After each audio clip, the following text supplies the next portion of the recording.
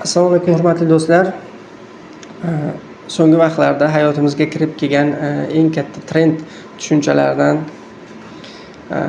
sun'iy intellekt yordamida qanaqadir muammolarni hal etish, sun'iy intellekt kimlarnidir kasblarini o'g'irlab olishi yoki egallab olishi desak, hop, yoki bizda vibe coding tushunchalari dasturlash olamida vibe coding tushunchasi yoki deylik qanaqadir pochta ma'lumotlarini o'zi avtomatik pochtaga keladigan xatlarni tahlil qilib javob berishi, sortirovka qilishi, shu kabi trend iboralar hayotimizga oxirgi vaqtda juda ham ko'p uchrab turibdi. Biz shulardan machine learningni basic shaklda, ya'ni boshlang'ich tushunchalarini o'rganishni bugundan boshlab sizlar bilan boshlaymiz. Xo'p. Machine learning demak, mashinali o'qitishga kirish, machine learningga kirish.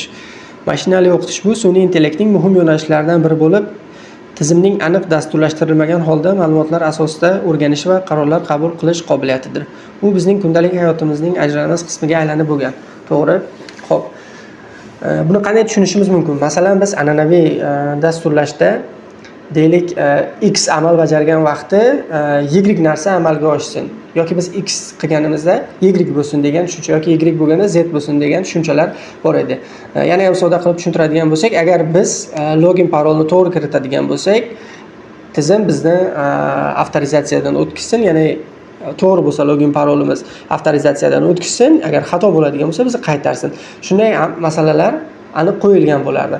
Ana endi machine learningda esa bu yerda juda ham ko'plab ma'lumotlar kiritiladi faqat va tizim o'zi bir qancha urinishlardan keyin avtomatik bizga natijani beradi. Ya'ni bunda biz y ni qo'ymaymiz, faqat x'lar. Faqat ma'lumotlar kiritiladi, tizim esa bizga natijasini beradi. Ana endi xo'p. Mashinali o'qitish qanday ishlaydi? Ma'lumotlar orqali o'rganish, qaror qabul qilish, doimiy takomillashish. Mashinali o'qitish modellari katta hajmdagi ma'lumotlarni tahlil qilib, ulardagi yashirin naqshlar va qonuniyatlarni topadi. Naqsh, belgi, shakl. Bu jarayon inson miyasini o'rganish uslubiga o'xshashdir. Ya'ni hammamiz ham, insonlar ham shunday deylik, ma'lum bir qushni ko'radigan bo'lsak, uni ko'zimiz ko'rgan vaqti uni rangini aniqlaymiz, undan chiqadigan ovoz, uning tumshug'i, deylik qanotlari va hokazolar. Qaror qabul qilish o'rganilgan naqshlar asosida tizim yangi ma'lumotlar haqida bashorat qilishi yoki qarorlar qabul qilish qobiliyatiga ega bo'ladi. Masalan, rasmda nima tasvirlanganini aniqlash. Ya'ni ana endi tizim o'sha o'ziga kiritilgan ma'lumotga asoslanib tumshuq, qanot, rang, shaklga asoslanib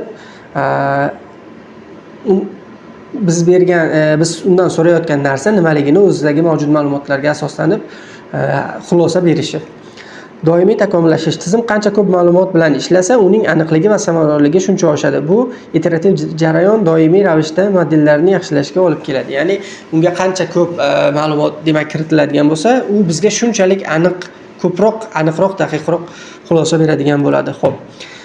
Machine learning turli sohalarda ishlatiladi. Bu yerda bir qanchalari berilgan: computer vision, NLP, ya'ni matn tilni qayta ishlash, tavsiya tizimlari, avtonom transport, tibbiy diagnostika. Computer visionda rasmlardagi obyektlarni aniqlash, yuzni tanib olish va video tahlillar qilish. NLPda esa matn tilni qayta ishlashda matnlarni generatsiya qilish, ovozli buyruqlarni tushunish va til tarjimasi. Xo'p. Text to speech yoki speech to text shu shaklda foydalanuvchi qiziqishlariga ko'ra mahsulotlar, filmlar yoki kontentlarni tavsiya qilish. Bu narsa YouTube, Instagramda bizning kundalik hayotimizda juda ham ko'p uchraydi. Biz ko'radigan kontentlarga qarab bizga rekomendatsiyaga yangi kontentlar chiqaradi. Haydovchisiz boshqariladigan avtomobillar va aqlli logistika tizimlari. Bizda allaqachon avtomobillar, hattoki katta yuk tashuvchi mashinalar ham bor. Avtonom tizimdagi avtopilot. Tibbiy diagnostika analizlari asosida kasalliklarni tashxislash va davolash usullari, prognozlar, ya'ni biz tizimga ko'pgina qaysidir kasalliklarni belgilarini kiritadigan bo'lsak, biz tizimdan so'ragan vaqtimiz xulosa u bizga o'shunga asoslanib xulosa beradi. Ana endi mashinali o'qitish turlari. Mashinali o'qitish bir nechta asosiy usullarga bo'linadi. Ularning har biri o'ziga xos vazifalar uchun mo'ljallangan. Ya'ni birinchisi supervisor learning, tizimga kirish ma'lumoti va uning to'g'ri javobi birga beriladi. Model ushbu o'qituvchidan o'rganadi. Ya'ni bu yerda supervisorni nazarda tutmoqda. Ikkinchisi unsupervised learning, tizim tayyor javoblarsiz ma'lumotlar ichida qonuniyatlar va o'xshashliklarni o'zi topadi. Keyingisi esa kichik o'rganish, reinforcement learning.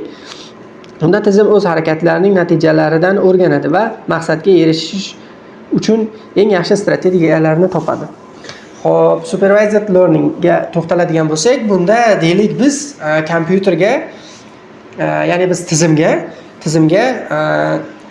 10,000 talab yoki 100,000 talab olma rasmini ko'rsatamiz deylik, olma rasmini ko'rsatamiz va shundan keyin tizimga shuncha ma'lumot o'qitilgandan keyin tizimdan biz olmani rasmini ko'rsatib bu nima deb so'ragan vaqtimiz u o'ziga kiritilgan ma'lumotlardan kelib chiqib bir qancha algoritmlarni amalga oshirib bizga xulosa beradi. Ya'ni bu olma deb. Ikkinchisida unsupervised. Ana endi biz bunda faqatgina olmani emas, bir qancha meva turlarini kirgizamiz. Olma, banan, kivi, ananas, anor, nok, shunga o'xshash 100 minglab ma'lumotlar kiritganimizdan keyin endi bu shaklga qarab yoki qanaqadir o'z qonuniyatlariga qarab ma'lumotlarni bizga sortirovka qilib shularning ichidan javob beradi. Deylik, rangiga yoki shakliga qarab biz olmani ko'rsatgan vaqtimiz bu shu shakl deb yoki shu ko'rinishda deb bizga xulosa beradi. Kichik o'rganish reinforcement learningda tizim o'z harakatlari natijalarini o'rganadi va maqsadga erishish uchun eng yaxshi strategiyalarni topadi. Mana bu unsupervised learningda yana biz ko'radigan o'sha YouTube'dagi, Instagram'dagi videolardan biz juda ham ko'p, masalan, har xil videolar ko'ramiz. Reelslarda yoki shortslarda shularga asoslanib tizim biz ko'rgan kontentlarni sortirovka qilib chiqib, bizga eng ko'p biz ko'radigan narsalarni tavsiya qilishni boshlaydi. Buni ham misol keltirishimiz mumkin. Neyron tarmoqlarni tuzilish va ishlash prinsipi. Xo'p, neyron tarmoqlar ham miyamizdagi neyronlarga o'xshab ketadi. Ya'ni avval inson miyasi ham birinchi bu yerda mana input layer dedi, kirish qatlam, ya'ni ko'ramiz ko'zimiz bilan, ma'lumot miyaga jo'natiladi. Ikkinchisi yashirin qatlam, hidden layers, bu yerda ma'lumotlarni qayta ishlaydi. Bir yoki bir nechta bo'lishi mumkin, to'g'ri. Ana endi bu yerda esa biz deylik kompyuter monitorini ko'radigan bo'lsak, ko'zimiz uni ko'radi, miyamiz fikrlab bu kompyuter monitorligini biladi. Ana endi oxirida esa output layer yakuniy natija beradi.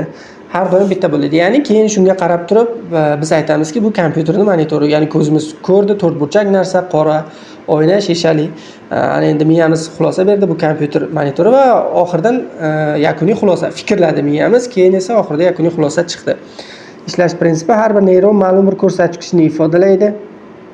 Ma'lumotlar bir qatlamdan ikkinchisiga o'tayotganda vazn koeffitsientlari ko'paytiriladi. Weights, ya'ni bu yerda neyron tarmoqlarning asosiy vazifasi o'qitish jarayonida ushbu holatga shunday moslashadiki, natija tizimning eng aniq prognozini beradi. Ya'ni bu tarmoqlar, ya'ni neyron tarmoqlar ishlash prinsipi bir nechta, misol uchun qanaqadir ketma-ketlik algoritmni bajarayotgan vaqti qaysidir etapda xatolik berildi, o'shini inobatga oladi va keyingi daf'a yana aniqroq qilib ma'lumot berishga harakat qiladi. Xo'p, bizda hozircha shular.